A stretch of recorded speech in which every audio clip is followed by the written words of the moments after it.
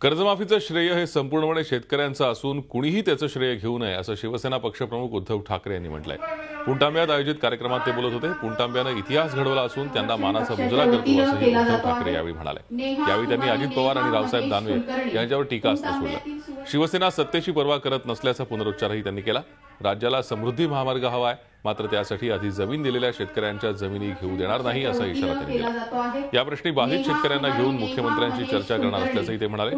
तसंच महामार्गाविरोधात आंदोलनाची वेळ आली तर शिवसेना अग्रभागी राहील अशी हमीही त्यांनी दिली। कर्जमुक्तीचा निर्णय जाहीर झाल्यानंतर कदाचित अनेक जण आता गावोगावी स्वतःचे फुटलेले ढोल घेऊन बडवत सुटतील। हे मीच केलं, हे मीच केलं, हे मीच केलं। पण आज पहिल्याच दिवशी मी तुमच्या इथे आलेलो आहे,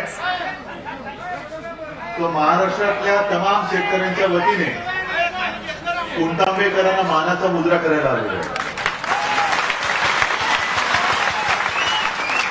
कारण हा इतिहास तुम्ही घडवलेला आहात, या इतिहासाचे मानकरी तुम्ही आहात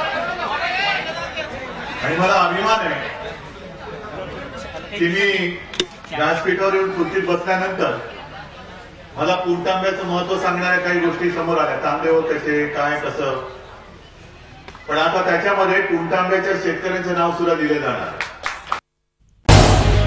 झी 24 तास रहा एक पाऊल पुढे।